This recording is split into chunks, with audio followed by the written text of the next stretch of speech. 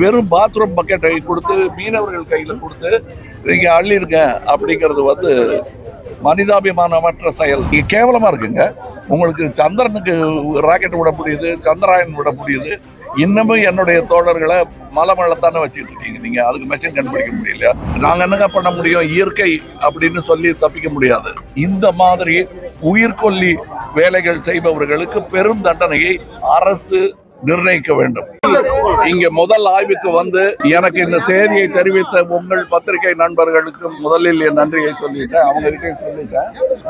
இப்ப நான் இங்க வர்றது வந்து முதல் தடவை இல்லை, பல முறை இங்க வந்திருக்கிறேன். ஒவ்வொரு முறையும் இது மேம்படும், இந்த மாசு மேம்படும், இது சுத்தமாகும் இந்த இடம் நம்பிக்கிட்டு தான் நான் போறேன். நான் வந்து இது ஏதாவது பேசி கவர்மெண்ட் கிட்ட பத்திரிகையாளர் மூலம் பேசி இதற்கான நல்ல பலன் உங்களுக்கு கிடைக்கும் அப்படிங்கிற ஒரு உறுதியை கொடுத்துட்டு போன 7 வருஷம் இருக்குமா? 7 வருஷம் கழிச்சு இன்னும் மோசமா தான் இருக்கே தவிர இதற்கு நாங்க என்னங்க பண்ண முடியும்? இயற்கை அப்படின்னு சொல்லி தப்பிக்க முடியாது. ஏன்னா அப்ப எப்படி இருந்ததோ அதை விட அதிகமா இருக்கு. இந்த இதுக்கு காரணம் எண்ணெய் வந்து பிளாஸ்டிக் விரிச்ச மாதிரி தனியா நதிக்கு மேல கம்பளம் விரிச்ச மாதிரி அது இருக்கு. இதை 17ஆம் தேதிக்குள்ள எடுக்கணும்னு கோர்ட்டு சொல்லி இருக்கு, மதிப்பிற்குரிய கோர்ட்டு சொல்லி இருக்காங்க. இன்னைக்கு 17, அது நடக்கிற பாடு இல்லை. இன்னும் 17 நாள்ல கூட அது சுத்தமாகாது. தவிர இங்க வேலை செய்யக்கூடிய ஆட்கள் யாரும் டெக்னீஷியன்ஸ் கிடையாது, எக்ஸ்பர்ட் கிடையாது. இந்த எண்ணெய் கழிவை அகற்ற வேண்டும் என்ற மெஷினரி, அதற்கான ஆயுதங்கள் எதுவும் இல்லாம வெறும் பாத்ரூம் பக்கெட்டை கொடுத்து மீனவர்கள் கையில கொடுத்து நீங்க அள்ளிருங்க அப்படிங்கிறது வந்து மனிதாபிமானமற்ற செயல் என்பதுதான். அதுவும் யோசனை இல்லாத செயல் அப்படின்னு தான் எனக்கு தோணுது.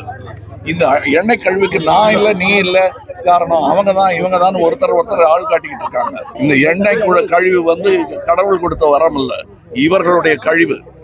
அந்த கழிவை துப்புரவு செய்வதற்கு இவர்கள் அல்ல துப்புரவு தொழிலாளிகள், அதற்கு டெக்னீஷியன்ஸ் இருக்காங்க. அவங்களெல்லாம் வரவழைச்சு அந்த செலவை அவர்கள் ஏற்றுக்கணும்.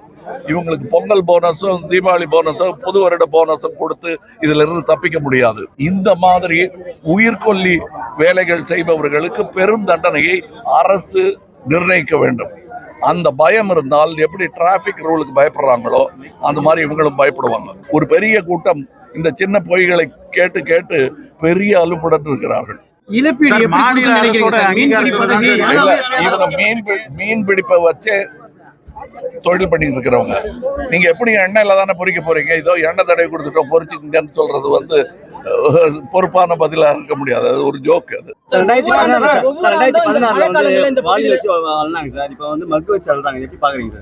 2016 கேவலமா இருக்குங்க.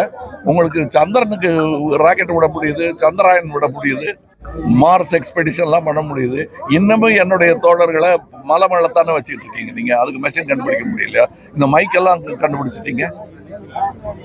எஸ்ஜி கிட்டப்பாலாம் மைக் இல்லாம பாடிக்கிட்டு இருந்தாரு, இப்ப மைக் வந்துருச்சு. ஆனா இதுக்கு உங்களுக்கு ஒரு இது கண்டுபிடிக்க முடியலையா?